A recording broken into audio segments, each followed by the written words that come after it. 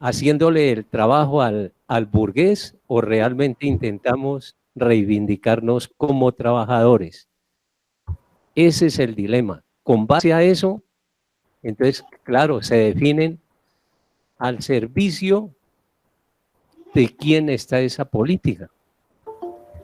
¿Cuáles son los resultados del sindicato? ¿Al servicio de los trabajadores o no?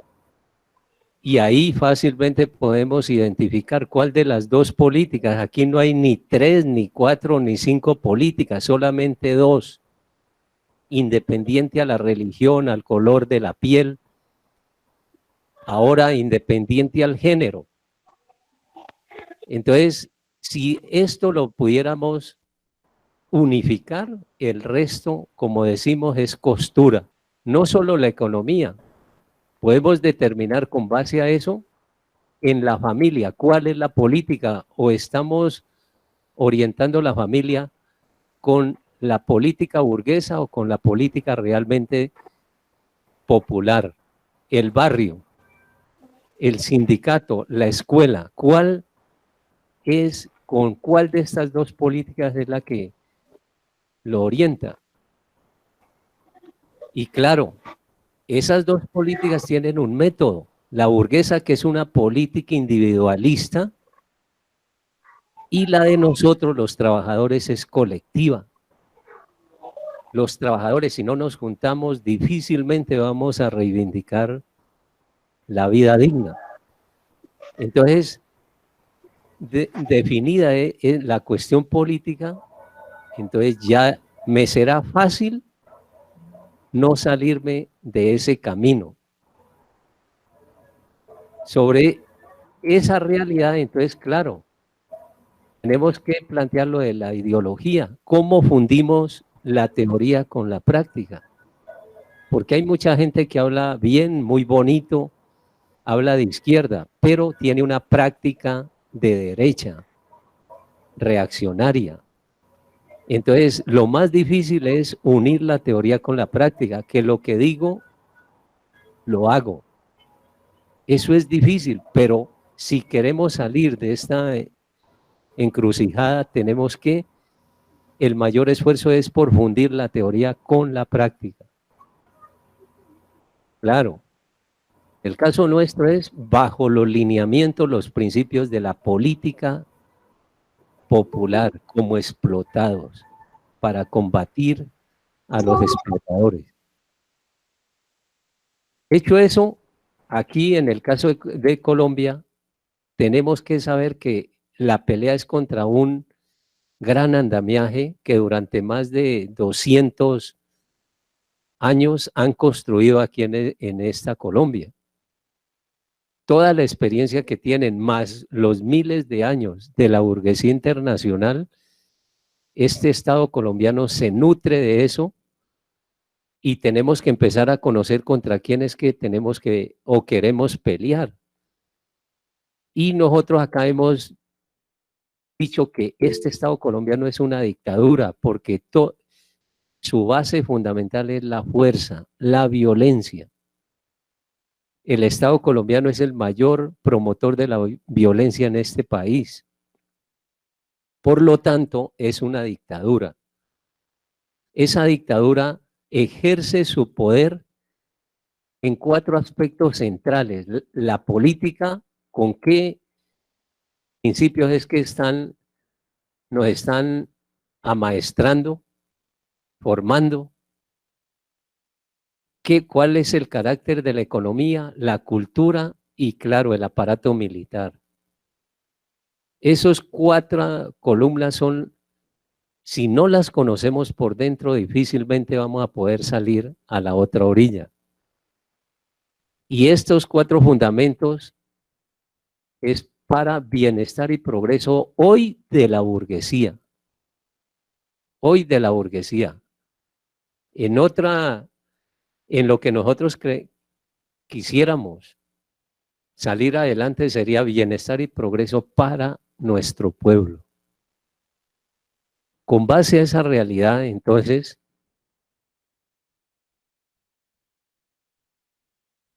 miremos la economía. Entonces, lo primero que tenemos que saber y generalmente no, pues pasa muy desapercibido es que la economía es el pilar del desarrollo humano. Pueden acabar cualquier otro tipo de cosas. Y seguramente que el ser humano, si hay economía, si hay producción, no pasará nada. Pero la economía es lo fundamental. Entonces, ¿cuál es la crítica y ese análisis que de tiempo atrás hicimos acá en el Cauca? Si es la economía la base principal del ser humano, ¿por qué los sindicatos la descuidamos? ¿Por qué los sindicatos no tenemos claridad sobre ese desarrollo? Incluso hacemos todo lo contrario. Desde los pequeños aportes del sindicato, y en ese sentido ha sido el error histórico. Entonces nosotros empezamos a plantear, cojamos como bandera central la economía y miraremos hasta dónde podemos llegar. Sobre esta base, entonces, si es lo que permite sobrevivir al ser humano, tiene que estar en primer lugar, porque de ahí se va a desprender el resto. Y, claro, para sobrevivir hay que producir bienes materiales, y esa es la economía. Luego, entonces, la actividad sindical hace parte de la supervivencia. Mire. El sindicato está sujeto a ese factor de, nosotros le decimos vida digna, pero hoy tenemos que empezar desde lo más pequeño, que es sobrevivir en medio del capitalismo, de la criminalidad de este capitalismo. De esa forma, entonces, ¿cuál ha sido el error histórico? La falta de organización de los trabajadores y pequeños comerciantes, hablando de economía. Y la desgracia ha sido que por esa falta de organización, esa falta de claridad, hemos sido esclavos construyéndole la economía al burgués. De esa forma, creer que solo podemos competirle a la burguesía, eso no es posible. La burguesía tiene siglos construyendo su andamiaje. Y si no lo conocemos por dentro, no vamos a ver sus debilidades y no vamos a poder construir lo nuevo que queremos. Ya no para unos cuantos, sino para la inmensa mayoría de un pueblo, la inmensa mayoría de un gremio como es el nuestro, los educadores. Cuando se crea una organización económica, entonces la corrupción desde la directiva las ha aniquilado. Entonces, bajo estas dos columnas desarrollamos nuestra actividad acá y cada una tiene su organización para la lucha sindical, la SOINCA, y para el derecho a una economía popular tenemos a Provitec. Y entonces hemos venido haciendo todos los esfuerzos en ese tipo de organización. ¿Cómo logramos recuperar la teoría de los trabajadores? Hoy la politiquería se tomó, es reemplazada la politiquería con sus principios a la verdadera teoría de los trabajadores. Eso tenemos que recuperarlo. Otro aspecto es la lucha de clases. Aquí o construimos para el burgués o construimos realmente para nuestro pueblo. Para poder desarrollar eso se necesita recuperar unos valores ideológicos de comportamiento que se ven en los sindicatos. Hay una cantidad de ladrones que han desprestigiado a través de contratos, a través de coimas, como en los contratos de salud, exagerando los viáticos, cobrando sobresueldos. Eso no es un principio popular. Los que realmente estamos conscientes y voluntariamente en este trabajo. La honestidad, hay que recuperarla. Lealtad, la disciplina y el compromiso en las acciones. Son valores que los hemos perdido y nos quejamos por qué nos da tan duro la burguesía con sus normas y con sus leyes. Cuando ustedes más que nadie saben, llamamos a una reunión sindical a las 8 y empiezan a llegar a las 9. Y a veces el peor lío es que los que llegan a las 9 son los que dicen ser dirigentes. Así no vamos a poder combatir a la burguesía. Entonces estos valores hay que recuperarlos. El interés colectivo por encima del particular. A veces hay compañeros que les anima es su berraco interés particular, no le importa que se tire en la organización. Así no vamos a construir ni economía, ni siquiera un sindicato que por lo menos nos respeten lo poco que hoy tenemos. La huelga, un sindicato que no hace huelgas está engañando a los trabajadores. ¿Para qué le quita los 20,000 o 30,000 pesos de la cuota sindical si no hace huelga? Y ese aporte debe ser fundamentalmente para el fondo pro huelga, para que el día que haya que combatir directamente al burgués, al patrón, esos recursos económicos nos den la fuerza y el aliento para poder permanecer mayor tiempo. Esa organización que queremos construir hay que distribuir responsabilidades.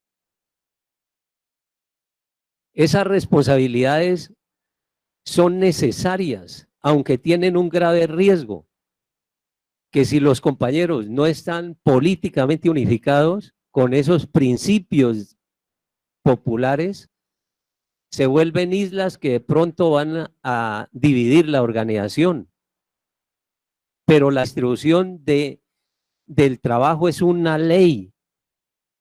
La distribución del trabajo es ley, porque un solo líder no podrá, no tenemos la capacidad para hacer todo.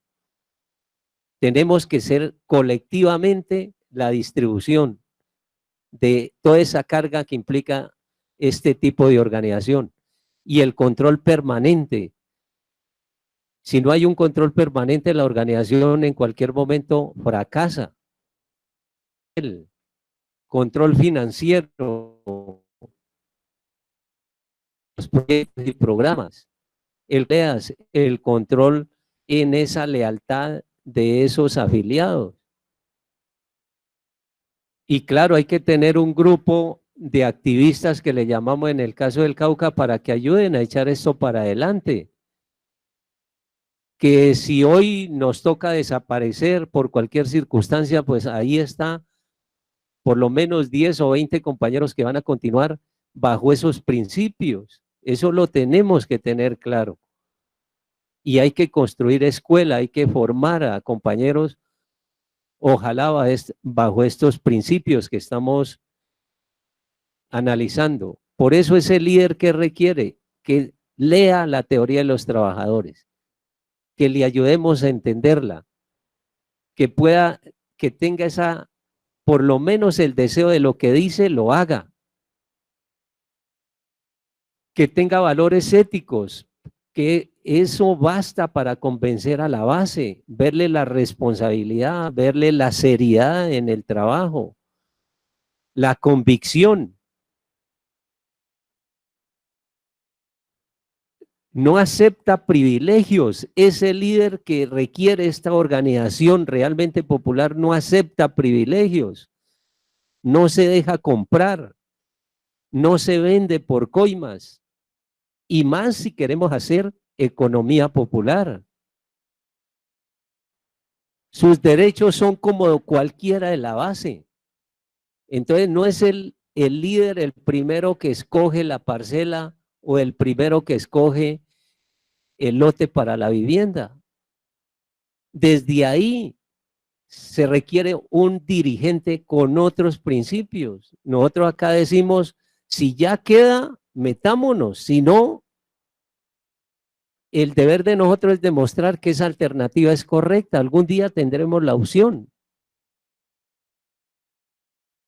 No se aprovecha de ser líder para sus intereses personales. Eso es básico y hay que controlar eso. Apenas veamos una desviación de esta, hay que cambiar a ese compañero o a esa compañera, porque no se nos va a tirar el proceso de esa organización que queremos realmente con sello de clase, con sello de pueblo. Los viáticos tiene que ser lo estrictamente necesario en un transporte, en un almuerzo, si a lo pobre, no a la carta, a lo pobre, sin sobrefacturar, que ha sido el vicio de cientos de líderes, hablando solamente en el caso sindical. Y ahí les recordamos, estos del comité ejecutivo con más de 7 millones u 8 millones de sobresueldo, pues ¿qué van a pelear por nosotros? Eso explica mucho de la actitud de estos pseudo líderes que van es por otros intereses y el gremio nos tienen en la estera, hemos perdido muchos derechos y no hemos tenido la capacidad de bajar a estos sinvergüenzas de allá. El solo sobresueldo debe ser un motivo para decir usted no sirve. Líder que cobra por este trabajo que a nadie, o mejor que nadie nos está obligando, ese líder que cobra no sirve.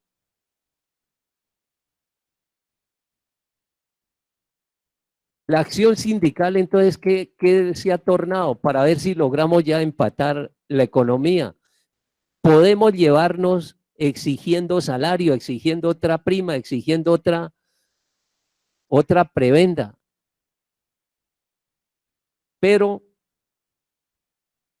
pasarán 100 años y vuelve lo mismo, porque la burguesía es tan astuta que cuando nos aumenta el 6% en el sueldo, la burguesía aumenta el 10, el 20, el 30% en sus productos. Y en vez de ganar lo que estamos es perdiendo. Porque el salario nuestro al otro día se lo entregamos a la burguesía y así vamos a morir esclavos en esa rutina. Por eso se deteriora el nivel adquisitivo, el nivel de vida, esa vida digna que tanto aspiramos. La misma burguesía se nos burla con los aumentos que hacen ellos frente al aumento que hacen al trabajador. Entonces ellos siempre se van a enriquecer cada día más. Esa es la rutina que hay que acabarla, compañeros. Podemos seguir 10, 20, 100 años y seguiremos siendo trabajadores con un nivel precario. ¿Cuál es la alternativa entonces? Conocer cómo logran los ricos conservar este sistema. Hay que conocerlos, estudiarlos para intentar cambiar ese modelo. En el caso nuestro, ¿qué hemos dicho? Construyamos economía popular. No nos dejemos joder de ese burgués. Nos jode hasta lo más elemental que necesitamos para vivir. Y no somos capaces de construir nada. Somos muy buenos para criticar, pero muy malos para construir. Esa construcción es económica. Y entonces no vamos a cometer el error, que eso es lo que hay que controlar permanentemente. Que la lucha sindical se vaya sola, ya hemos dicho, se puede ir sola 100 años y el aumento salarial no nos va a sacar de la miseria. Tiene que ir paso a paso construyendo con la economía. Ese es el principio, que ni la economía, porque en el caso nuestro acá nos podemos solamente dedicar a crear economía y la lucha contra el patrón. Ahí es donde está la clave del problema. ¿Cómo equilibrar la lucha sindical con la construcción de economía popular? Ese es el reto. Y la economía popular, en el caso de crédito, tiene que diferenciarse de lo que hace el burgués. Y ahí le estamos metiendo el sello de clase. Bancos tendrán que existir en socialismo o en capitalismo. Es bajo qué criterios y bajo qué objetivos. Eso es lo que nos va a diferenciar. Bajo qué principios. Reglamentar el campo económico, claro. Eso solamente lo conocemos nosotros como pueblo. Entonces hay que empezar a escribir, hay que empezar a que el afiliado respete esa reglamentación. Les comentamos, uno nunca pensó que un maestro, cuando se le entrega su parcela, le corre el lindero al vecino. Eso nosotros decíamos, ¿cómo así? Existe, compañero. Y empieza a notar toda esa influencia capitalista en cada compañero. Y a veces hacen tambalear la organización. Entonces hay que empezar a reglamentar. Los compañeros que ya empezaron en las parcelas, después cuando empiecen a tener ya mayor permanencia allá, compañeros, a veces se dan los problemas hasta por los perros, que otro le dio por llevar una cabra. Y entonces todo eso empieza a generar líos porque no hay una reglamentación. Y si entre nosotros no nos podemos poner de acuerdo para convivir de otra manera, más colectiva, más sana, pues ahí sí nos acabamos de joder. La administración también. Según los principios avanzamos o no. ¿Cómo administrar? La administración tiene sello de clase. Los ricos administran de una forma, nosotros tenemos que desarrollar una administración realmente popular, colectiva. Y claro, los ricos en su administración de este Estado, entonces para eso tienen varios cómplices ahí. El caso del Parlamento, lo tienen ahí a su servicio y les dicen, me saca esta ley por esto, esto y esto y tiene que cumplirla. Y si no la cumple, pues a nosotros nos aplican la represión. Entonces aún nosotros no tenemos todas las condiciones, pero hay que irlas creando, una administración realmente popular, para bien de la mayoría. Entonces, ¿qué hemos construido o mejor, cuáles los principios básicos de esa economía popular? Impedir que nos exploten. Si vamos a hacer un plan de vivienda, pues les vamos a demostrar que si allá le cuesta 10, con nosotros le tiene que costar 7, 5. Y si no, ¿cómo convencemos? Si vamos a hacer lo mismo que el burgués, pues hombre, ¿para qué nos matamos y para qué nos jodemos en esas a veces tediosas reuniones? No, ahí empieza a demostrarse lo que realmente es la política popular. El otro principio, no enriquecer a otros. Como no estamos organizados, a nosotros nos explotan con la vivienda, con el transporte, con todo. Que los otros sí saben cómo se organizan. Los otros sí saben cómo y para qué se organizan. A nosotros nos pueden venir a hacer, si es cierto, estos dos principios. Esto es lo que nos está moviendo hoy, compañero.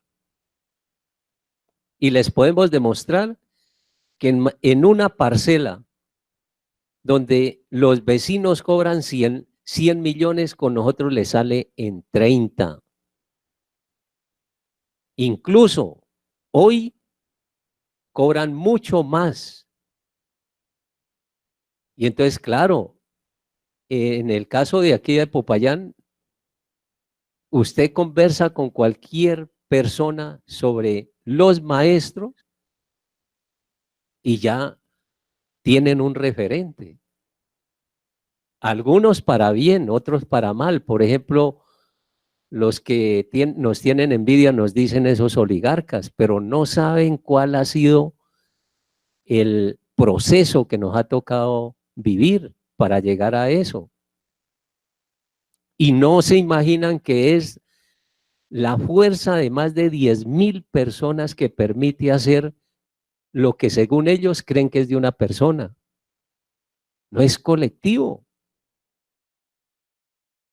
Entonces, bajo esos dos criterios le vamos empezamos a crear una economía propia.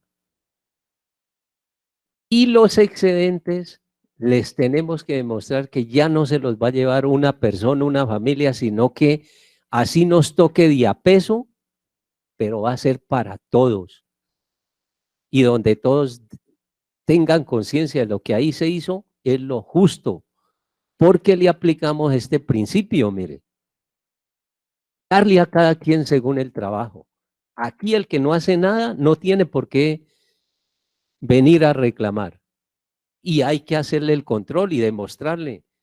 Usted no se afilió hace 5 años, se afilió hace apenas 6 meses. No puede venir a exigir lo que tiene derecho el que se afilió hace 5 años. Y el de hace 5 años es prioridad para entregarle la parcela. Usted tiene que esperar. Porque es darle a cada quien según el trabajo. Si usted ahorró 10, pues tiene que llevar sobre 10. Y si el otro tiene 20, sobre 20. Esos principios son los que tenemos que demostrar que son justos y que nos permiten realmente, ahí sí, trabajar con equidad. Ahí sí vale la pena esas palabras, justicia y equidad. Entonces iniciamos con el ahorro y el crédito. ¿A quién había que combatir? Había que combatir a los bancos. Entonces, ¿cómo hay que convencer a los compañeros? Que ciegamente y creen que sacando 5 tarjetas de su billetera es un gran caché. Esa es la peor brutalidad. Entonces, conozcamos todo el sector financiero, entonces les empezamos a demostrar lo siguiente. Mire, en 32 millones, el sector financiero le paga 1.322,99 centavos en este mes. En 32 millones. Desmenucémoslo.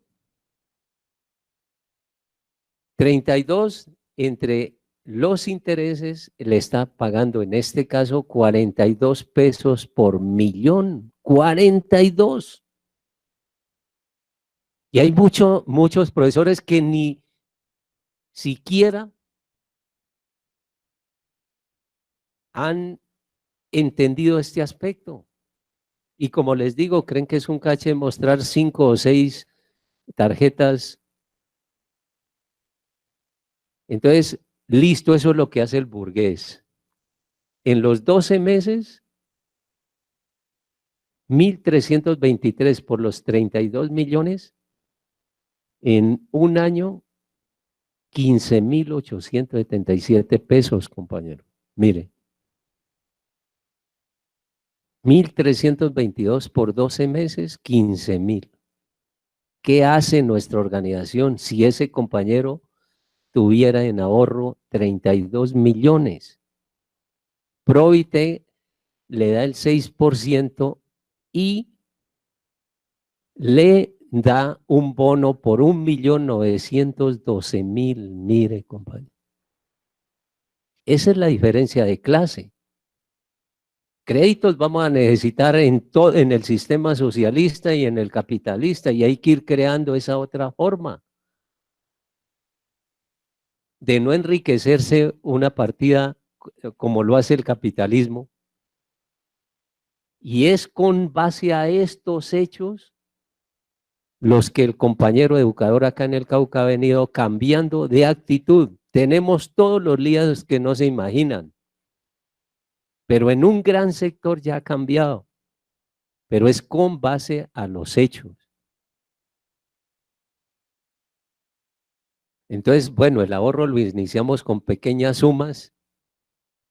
Esto no nos va desde 500 y hoy estamos en 400.000.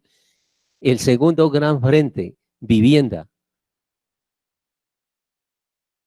Ahorro voluntario, nosotros hacemos desde comprar el terreno, meterle los servicios públicos con trabajo colectivo. Hasta ahí va el trabajo colectivo. Como no tenemos capacidad económica, la construcción ya la va levantando poco a poco cada familia o cada educador.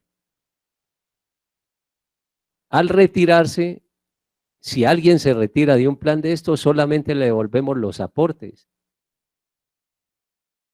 Ahí no nos puede venir a exigir que cuáles son los intereses. No, esta es una organización distinta que no está engañando a la gente, y desde un principio le hemos planteado. Incluso hoy hemos avanzado a que para que tenga mayor seriedad el desarrollo de este trabajo, si el educador se retira de un plan, se le reduce, en este caso, 200.000 pesos, porque aquí no es entrar y salir como Pedro por su casa, hay que empezar a darle seriedad a la organización. Y les demostramos que cualquier programa de vivienda en el lote le sale por la tercera parte del costo que le vendería el usurero en materia de vivienda. Entonces, ahí hemos logrado en 34 años en materia de vivienda hacer estos proyectos. En total, en construcción estando estos proyectos, primeros 4 proyectos ya la gente está viviendo. En construcción tenemos Campobello con 220 y Atardeceres con 700 viviendas. Y tenemos 21 hectáreas de reserva para vivienda, para más o menos 1.250 nuevas viviendas. Porque hemos sido muy puntuales en ver hacia dónde se desarrolla la ciudad y vamos adquiriendo algunos predios que no queden tan distantes a los servicios públicos. Por eso tenemos 21 hectáreas de reserva aquí en las goteras de Popayán. Entonces, si no hiciéramos este esfuerzo organizativo, compañeros, seguiríamos siendo víctimas, esclavos, dejándonos explotar de los de siempre. Ahí está el sello de clase. De esa forma nosotros hemos hecho ya estos proyectos. Miren. Y empezamos con 1.000 metros, en ese orden fuimos, luego segundo, 2.000 metros, ahora todo es 3.000 metros mínimo, y ahí vamos. La reserva que tenemos en parcelas es para 210 parcelas, en 106 hectáreas que tenemos, y entonces ahí el magisterio va llegando y va teniendo la oportunidad. Entonces estos son los ejemplos. Mire, antes aquí ya vemos cómo vamos transformando esta realidad que antes era unos arrabales, Entonces mire, la misma gente va transformando eso, va empezando a producir pequeñas cosas.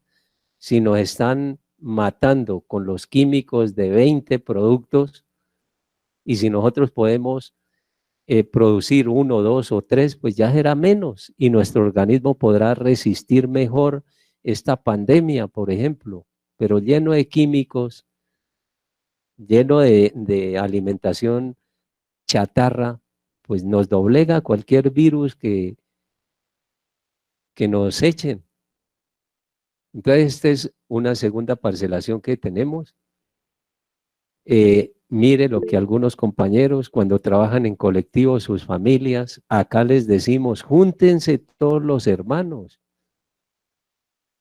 vida familiar, y entre todos háganle vaca para adquirir una parcela, mire. Así vamos transformando. Esta es una parcela que dejamos para la organización y donde hacemos, en este caso, está el pueblo guambiano viniendo a una minga a enseñarnos cosas y ahí poco a poco vamos generando unas actividades totalmente distintas. Mire. Esta es la minga, este es los 4.000 metros que dejamos para también nosotros demostrar que es posible generar este tipo de proyectos. Esta es la zona comunal de una de las parcelaciones. Mire, ya cuando la gente se organiza con sus viviendas, ya empieza a ver lo colectivo, salón comunal, las canchas, y vamos generando una vida totalmente distinta ya con otra autonomía, bajo otros principios. Y claro, problemas hay, gente que no quiere pagar la cuota, pero tenemos que sopesar todo eso y sacar adelante los proyectos. Estas son mingas en la parcelación Lagos de Morinda. Hoy la tenemos supremamente avanzada. Este es está en reserva, le hemos puesto ahí porque la desgracia, mire, una organización hermana como el CRIC, o mejor, bueno, se nos metió a esa finca de 106 hectáreas. Ahí el diálogo no ha permitido que salgan, digamos, por las buenas, pero no nos vamos a dejar atropellar. Es decir, ellos tienen que entender que no pueden atropellar a un sector popular como somos los educadores. Tarde que temprano tienen que entregar eso.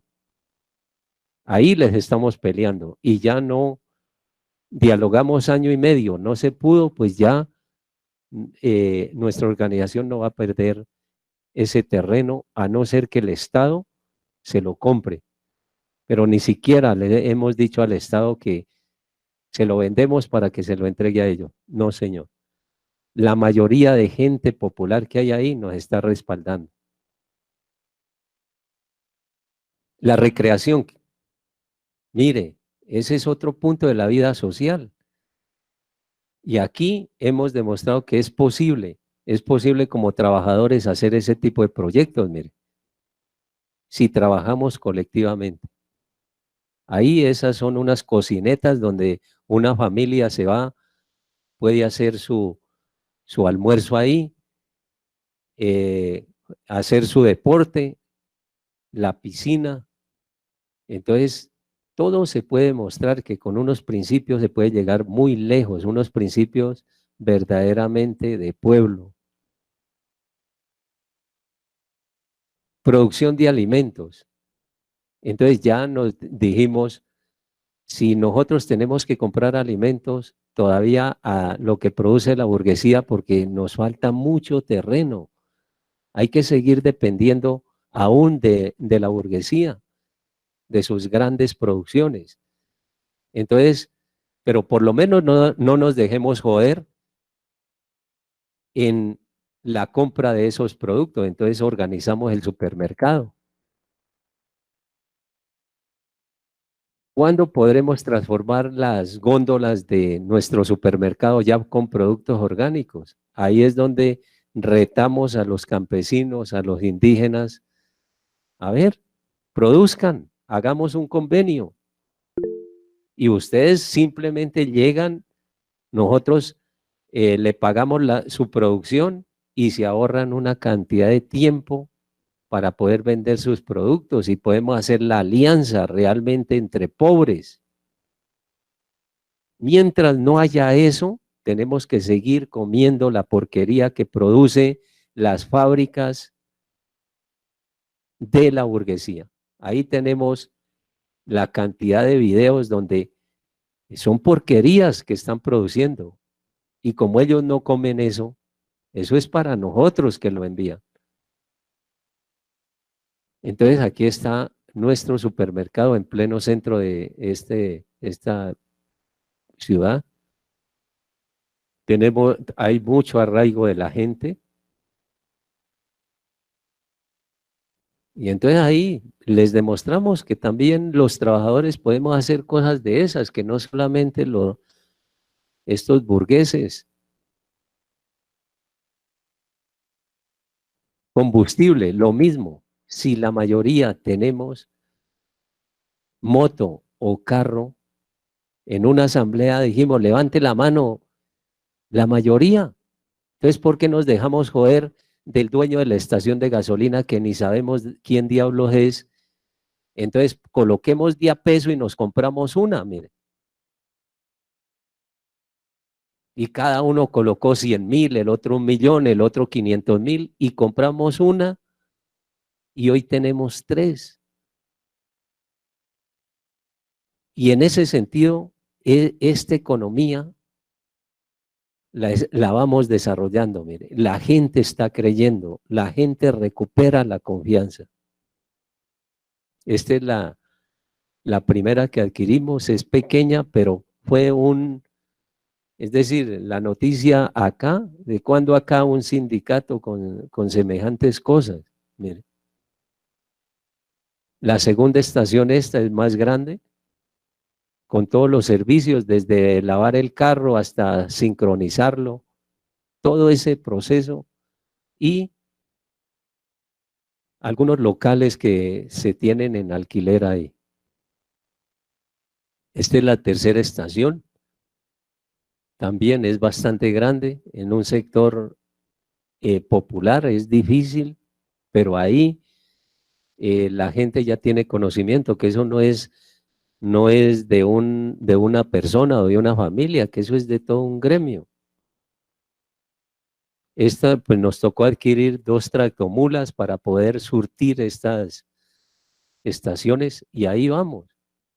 Pero miren, ¿cuándo nosotros pensar llegar hasta allá? Solamente se puede llegar cuando la inmensa mayoría de afiliados confían y ya no le dejan la plata en el banco, sino que la estamos invirtiendo. Plan Vida, este es un pequeño como seguro de vida que lo creamos con 50 millones.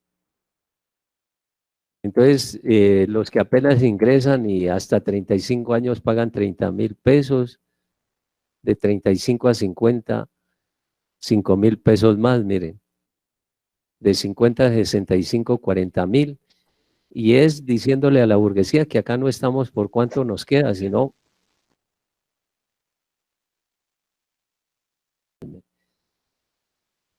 cuánto fue la utilidad en Provité, donde manejamos planes de vivienda, parcelas y crédito.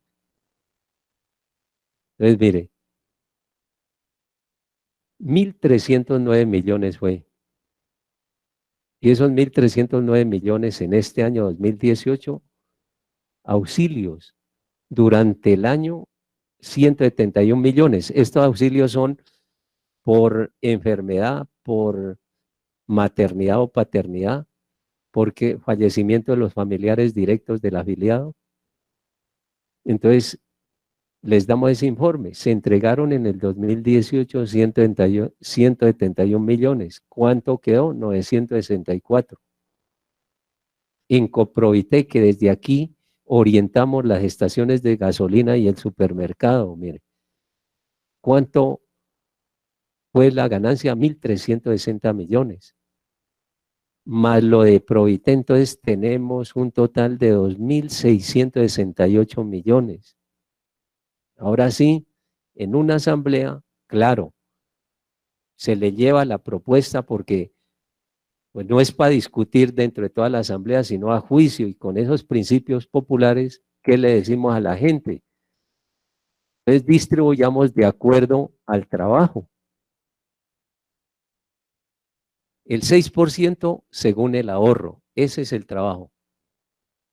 Si usted tiene 10 millones aquí en ahorro, entonces le tocaría 600,000.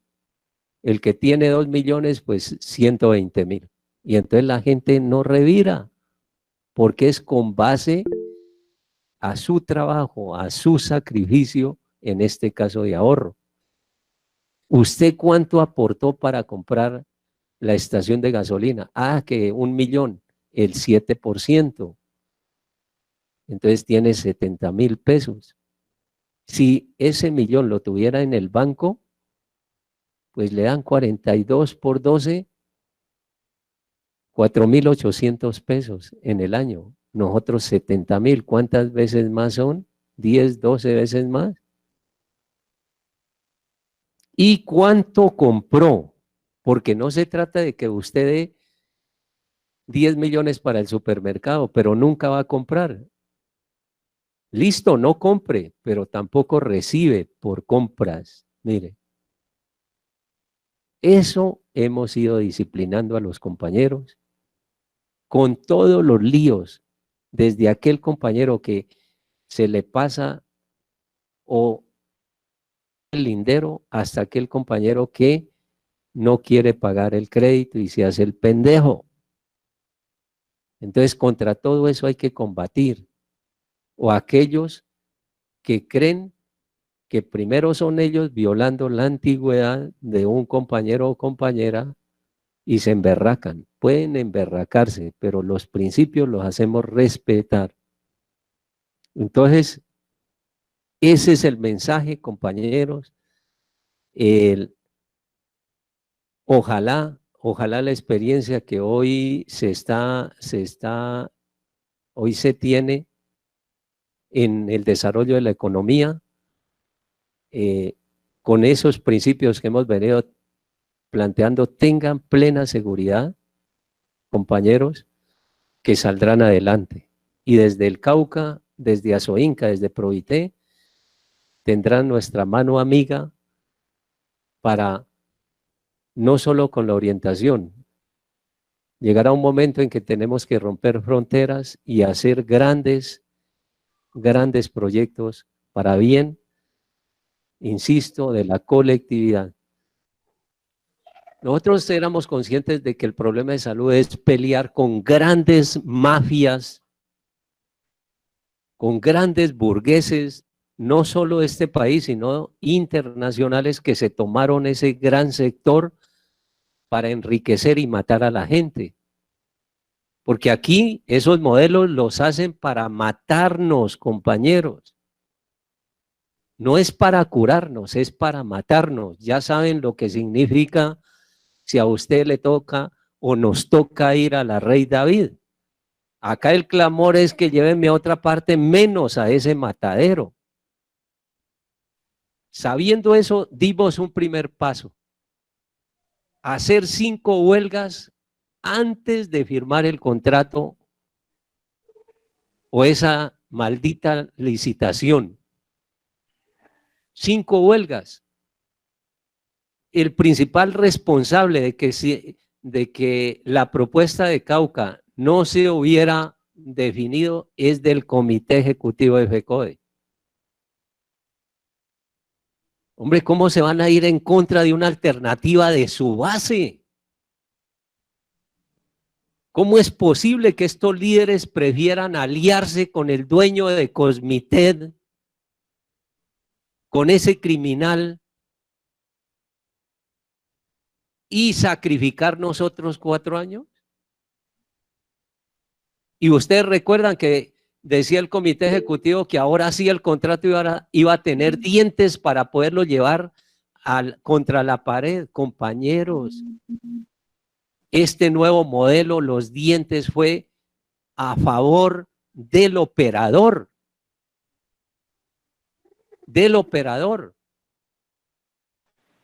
Entonces, ¿qué vamos a hacer?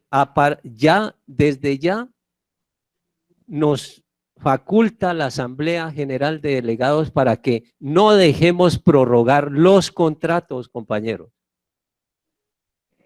Se vencen el próximo año. Nosotros estaremos pendientes, ojalá estemos, pues, que esta pandemia no nos coja, pero estemos acá, pero estaremos pendientes. 6 meses antes, un derecho de petición masivo exigiendo al Comité Ejecutivo, al Fondo de Prestaciones Sociales, que no se permita prorrogar el contrato y empezar a llevar la alternativa. Acá la alternativa la tenemos en el sentido de un gran proyecto en asocio con la red pública, porque tiene que ser el Estado el que nos tiene que garantizar un real derecho a la salud, no servicio, un derecho. Entonces, compañeros, invitarlos para que ojalá en esos derechos de petición, exigiendo que no se prorroguen los contratos y que empiece con unas alternativas, ojalá podamos discutir una alternativa que nos beneficie. Objetivo, erradicar, destruir la intermediación. Ese es el punto clave, destruirlo. Y que los recursos tengamos opción de controlarlos, y lo ideal sería de administrarlos, pero por lo menos de controlarlos. ¿A través de qué? De la red pública. Listo. Primer pregunta. Antes, un saludo a todos, compañeros y compañeras. Fernando, el compañero Javier Núñez pregunta. Sí. Estábamos hablando frente a lo de la política y los modelos de vida de la burguesía, y decía que si tenía que ser una dicotomía, y si no se podía armar nada con partes de ambas, con el modelo burgués o con el modelo popular, el modelo nuestro. Y sigo tomando preguntitas mientras das la respuesta, Fer. Bueno, cojamos esto, claro, profe, estamos dentro del capitalismo. Estos berracos burgueses nos obligan a ponerle nombre a la organización. Lo de cooperativas es una creación burguesa para desviar el verdadero sentido de lo popular. Por eso ustedes se han dado cuenta que hay cooperativas incluso peores que empresas de la burguesía. Entonces, claro, hoy nos toca legalizarnos como cooperativa, como asociación, como fondo de empleados, que tiene toda una regulación burguesa. Pero cuando ya la tenemos creada, ya no le aplicamos los principios. Les voy a decir uno. La legislación burguesa dice que el gerente de una cooperativa, su salario puede ser hasta el 1% del patrimonio de esa cooperativa. ¿Cuánto tendría que ser el salario, digamos, del gerente acá si tenemos cerca de 40.000 millones de patrimonio? ¿Y nosotros cobramos? Jamás, profes, jamás. Entonces, mire, esas diferenciaciones, claro, el compañero está en lo correcto. Algunas cosas nos toca ceñirnos a la burguesía, a la ley burguesa, pero nosotros no vamos a aplicar otros criterios burgueses que los podemos desechar, como es eso del malos manejos, de la corrupción, ¿no? Comenzando por los sobresueldos. Jamás hemos cobrado. En 36 años, jamás hemos recibido, porque por comentarles, pues la gente se alegra cuando ve resultados. Entonces no hay quien en una asamblea diga, yo propongo que al compañero le den un carro y la asamblea lo aprueba. ¿Quién lo rechaza? El compañero, porque aquí no es por dádivas que estamos trabajando. En otra ocasión, que el compañero escoja la primer parcela y se la regala la organización. Tampoco. El día que tengamos una parcela es como cualquier otro afiliado. Entonces ahí le tenemos que ir siendo sujetos de este capitalismo, pero por dentro la vamos transformando. Eso es más o menos lo que hacemos acá. Siga, compañera. Bueno, Fernando, la compañera Sonia Ortiz nos pregunta, me inquieta saber cómo hace la organización para salvaguardar su capital, es decir, ¿consignan el efectivo en alguna entidad financiera? A su vez, ella también solicitó que si era posible que le compartiéramos la presentación, ya el compañero Palma le contestó por el chat. Entonces, repito la pregunta, me inquieta saber cómo hace la organización para salvaguardar su capital, es decir, ¿consignan el efectivo en alguna entidad financiera? Sí, claro, profes. Esa es otra de lo que decía el anterior compañero. Nos tocó utilizar pues lo que tiene la burguesía. Pero lo que estamos haciendo es que la gran parte la estamos invirtiendo. Por ejemplo, las 21 hectáreas aquí en las goteras de Popayán, ustedes no se imaginan el costo que tiene eso. Ahí donde estamos, comercialmente vale un metro cuadrado 120.000, donde tenemos esa reserva, el metro cuadrado. Y algunos recursos, claro, los tenemos en los bancos. ¿Qué es lo que acá anhela la gente? Que nos transformemos en un banco. Pero compañeros, la gente en medio pues de su emotividad lanza esas propuestas y todo el mundo aplaude. Mire, el primer requisito para dar el visto bueno a ser banco se debe mostrar que se tiene hoy cerca de 500.000 millones en efectivo. ¿Cuándo, compañeros? Eso lo hicieron para ellos, para la burguesía. Pero nuestros recursos están en los bancos burgueses. No todos, porque ahí el privilegio es la inversión antes que dejárselos al burgués para que lo trabaje y a veces para que explote a nuestros mismos compañeros. Siga, compa Flor. Bien, el compañero Cristian Lerma nos hace dos preguntas. Primero, ¿en qué se diferencia el cooperativismo de la economía popular? Y dos, ¿los docentes hacen parte de la clase popular?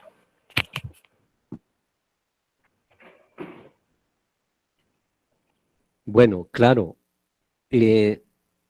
Como les digo, la burguesía ha sido muy astuta y cosas que empezaron de buena fe por trabajadores, los coge esa alternativa, legisla sobre ella para tener el control la burguesía. Entonces, ellos le llaman economía solidaria. Nosotros le hemos puesto para diferenciarnos economía popular, porque lo que nos debe diferenciar es los principios con los cuales se actúa. Entonces, una cooperativa,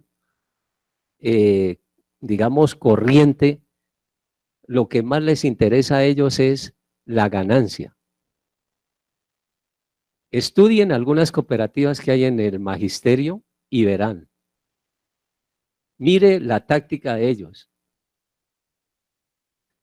Nombran una serie de comités que sí les dan sueldo, burocratizan la organización, tienen el gerente con la secretaria, el subgerente con el secretario. Nosotros no burocratizamos, no necesitamos secretarias para cargos, no.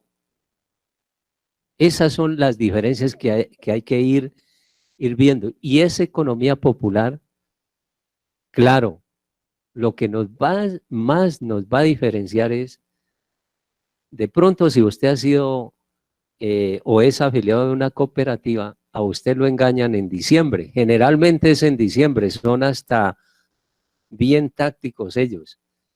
Lo llaman a una gran asamblea, le dan comida, le dan trago, rifan un carro, rifan una nevera y usted cree que eso es la berraquera. Así como les conté lo del 2018, en ese año nosotros, en vez de repartir de acuerdo al trabajo, de pronto habíamos podido, creo que eso alcanza para 200 carros, una cosa así, o más. Mire, pero la gente de la cooperativa tradicional hace eso para engañar a la gente y generalmente el afiliado no sabe cuánto ganó, no sabe en qué se gasta, no le dan informes. Esa es la diferencia de esta economía popular. Acá le damos hasta informes de todo para ganar la confianza, recuperar el prestigio. Esa es como más o menos la diferencia. Y claro, los docentes somos sector popular, aunque algunos creen que son ricos, pues. Como aquel que cree que teniendo 5, así no tenga nada en la cuenta, pero tiene 5 tarjetas y se los muestra. No, pero somos un sector popular porque vivimos de un salario, tenemos todas las necesidades de esa vida digna. Cuando empezamos a tener el hogar, ahí es donde uno más siente esa necesidad o esas falta de cómo nos tratar el Estado como trabajadores.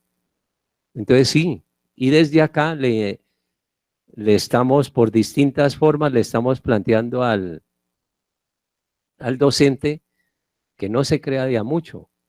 Es lo mismo, algunos líderes sindicales creen que llegar a la junta directiva y ya, pues es como que llegan a otro mundo y cambian hasta de caminado. No, uno tiene que ser con la sencillez y la humildad, porque uno está al servicio de la gente. Y nosotros siempre les decimos, el líder, aquí a ningún líder lo están obligando a seguir como líder. No, lo hacemos de manera voluntaria, consciente. Cueste lo que cueste, en medio de un criminal gobierno de ultraderecha como el que tenemos hoy. ¿Ya? Ese es el reto, hasta donde podamos hacerlo, con conciencia. Compite. Yo escribo las 4 a ver si de pronto podemos ahí complementar una con otra. Listo. La compañera Yasmín González frente al tema de salud preguntaba, ¿habría alguna posibilidad de echar para atrás la ley 100 para no pagar a una EPS ineficiente y poder invertir en medicina alternativa? El compañero Leumas Barrios pregunta, ¿qué tanto tiempo emplean en la formación sindical para mantener los principios expuestos en la presentación? La compañera Iliana Holguín preguntó, ¿cuál es el papel de los que están cerca a pensionarse y los ya pensionados en Asoinca? Esas son todas las preguntas, Fernando. La última, ¿cuál es la diferencia? La última. La última, la compañera Iliana Holguín. ¿Cuál es el papel de los que están cerca a pensionarse y los ya pensionados en Asoinca? Bueno, a ver si de pronto la cogí bien entre el trabajo del líder, si compite con el trabajo en un plano, en un proyecto de economía popular. No, se complementan. Una cosa, ustedes podrán de pronto pensar que es un error, pero todo depende de la fuerza. Los compañeros directivos de la Junta de Asoinca, la Asamblea nos dio la potestad que también podamos dirigir la organización económica, mire. Porque no hay cuadros y en eso nos tenemos que autocriticar. No hay cuadros suficientes que garanticen que esos principios se van a mantener en el sindicato y en la organización de economía. Por eso no compiten, sino que se complementan. Y entonces ahí algunos dicen, no, desde que estén los compañeros aplican los principios populares en el sindicato y los aplican también en la economía. Y esperamos que sea para bien colectivo, eso es lo central. Lo de la ley 100, miren, tenemos que demostrar por lo menos en el gremio que la salud la podemos transformar. Si somos capaces de eso, así como la burguesía empezó con el magisterio a privatizar la educación y luego privatizó todo el sistema de salud, 100, que no es otra cosa que la privatización. Es una lucha dura, porque como les digo, ahí está desde la mafia hasta los grandes emporios económicos del mundo. Entonces, en ese sentido, en el caso del magisterio, en el proyecto nuestro, hay un capítulo que dice medicina alternativa. Entonces, si lográramos que se acogiera el plan que estamos proponiendo para la salud del magisterio, la medicina alternativa tiene cabida, y eso ya lo hemos hablado en el caso de el alcalde de Popayán y el gobernador. Ellos saben que ese capítulo hay que respetarlo y poco a poco ir acabando con la privatización, que es el cáncer pues que nos tiene en estas. Tiempo en la acción sindical. A mí me parece, compañeros, que es bueno. ¿Cuál es el lío en la mayoría de sindicatos? Nos han metido en la cabeza, y es los líderes, que para convocar a una reunión hay que pedir permiso. Compañeros, nosotros llevamos 24 años en Asoinca, jamás hemos pedido permiso, porque es un derecho. ¿Qué tal nosotros diciéndole al gobernador del Cauca, nos da permiso porque vamos a decidir la huelga? Pues él va a decir que no. Nos tomamos el derecho. ¿Y qué hacemos? Le damos constancia al afiliado,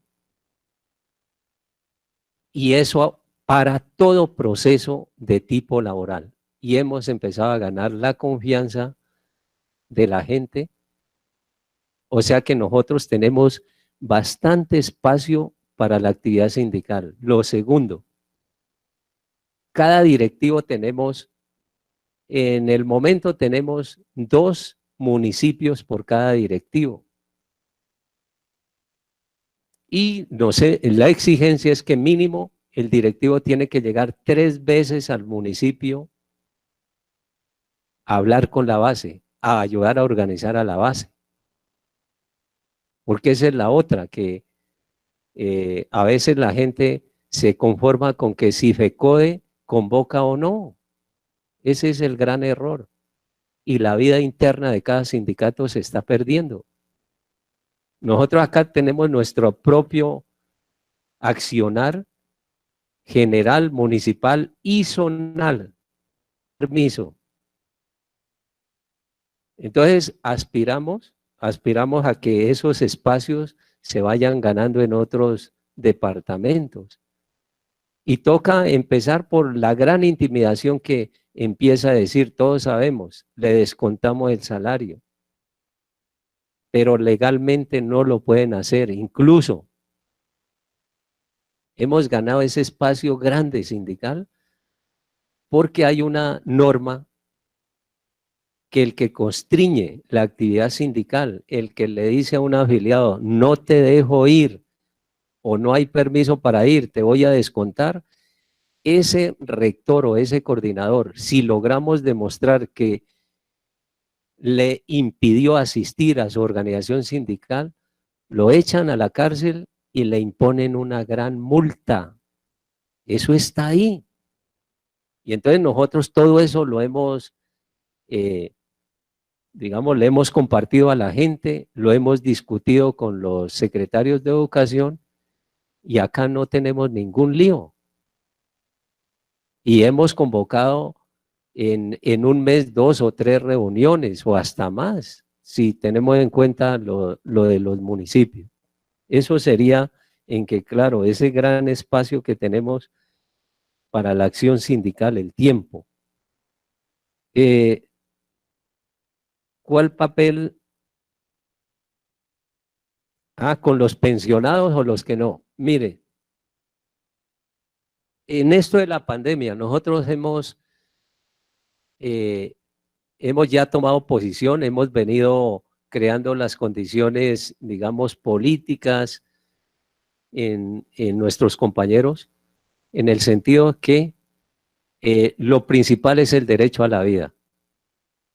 Lo segundo, no es atiborrar de tareas o ejercicios, sino que no se pierda el hábito de estudio. Y el tercero, que no haya deserción, porque si hay deserción, vendrán traslados, vendrán incluso perder el trabajo los provisionales y los contratados. Hemos manifestado eso y no compartimos la virtualidad. Y entonces dicen, entonces, ¿por qué los usa el sindicato? Pero para combatir al enemigo. Es como el computador. Lo usamos para combatir al enemigo. La virtualidad la empleamos para eso, pero no la vamos a emplear. La orientación sindical nuestra es que hay que sabotear la virtualidad o la educación a distancia, porque ahí, si nosotros dejamos que eso tome aliento, van a despedir compañeros, cientos, miles. En Medellín ya echaron a compañeros. En Bogotá lo mismo. Si uno sabe que emplear esto, o los cañeros, en el norte del Cauca y sur del Valle, despidieron a miles por el desarrollo tecnológico de la cortadora de caña. Y si nosotros nos van a imponer la educación a distancia y van a reducir el número de educadores, preparémonos para sabotearla hasta donde más podamos, con el criterio, que al final, claro, dicen, pero es que eso lo imponen. Sí, pero no con la venia del líder sindical. Lo podrán hacer ellos, pero jamás nadie nos podrá escupir en la cara diciendo que esos días o Inca no hicieron nada ni tomaron posición contra la virtualidad. Lo otro, hemos planteado en cada institución educativa cuántos compañeros hay de 60 o más de 60 años, que ellos tienen que seguir en la casa. ¿Cuántos compañeros hay con enfermedades de base? Porque eso va a incidir en lo que está pregonando la ministra de Educación, que quiere obligarnos a llegar a las aulas con los 10º y 11. No, señor. Y por eso Asoinca desde la semana pasada ya le entregó oficialmente que la postura de Asoinca es que durante este año no puede darse la educación presencial, que intentaremos bajo esos dos criterios, mantener el hábito de estudio y que no haya deserción durante este año. Miren, entonces la relación entre los compañeros, cerca a pensionarse y pensionados, nosotros, la consigna de acá, compañeros, no renuncien. Esta virtualidad, ustedes no se imaginan acá, compañeros que les quieren imponer lo que no nos ha formado el Estado con la virtualidad. Entonces algunos cogen lo más fácil, no, yo me retiro. Y nosotros no se retire, porque si no imponen ya como estatuto único el 1278, que es el que va a quedar, compañeros. Pero entonces hasta donde más podamos saboteémoslo. Y en ese sentido, les vamos a decir que valga la oportunidad. esas diferencias o esos roces que hay en cada institución educativa entre los 1278 y 2277 está ganando el enemigo. Y entonces algunos empiezan a sabotear a los compañeros 2277 que renuncien. Entonces acá nosotros, ¿qué hicimos? Les demostramos, mire, hoy la pensión, si un compañero 2277, grado 14, adquiere el estatus de pensionado, hoy recibe con un salario de, digamos, de una pensión de 3.800.000, perdón, de un salario, y como nos dejamos quitar los factores salariales, el compañero va a perder 520.000 pesos mensuales. Un ejemplo, si le quedaba en 2.800.000, le va a quedar en 2.300.000. Eso es matemático. Pero lo peor, el compañero 1278, si hoy adquiriera el estatus de pensionado con un salario de 4 millones, estoy hablando del 2B, algo así, la pensión le queda en 1.300.000, redondeo, 1.300.000. Entonces, ¿qué le va a decir el Estado? O se va con 1.300.000 o sigue trabajando hasta los 70 años. ¿Qué va a hacer el 1278? A trabajar, porque en su momento con 1.300.000 no va a garantizar una vida digna, prefiere seguir con los 4 millones.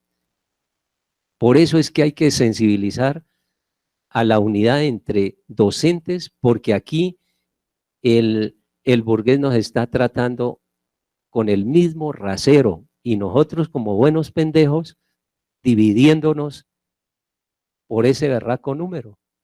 Ahí es donde hay que atacar la sensibilidad para que haya realmente unidad en cada institución, que es donde está la célula más importante del sindicato, en la institución educativa.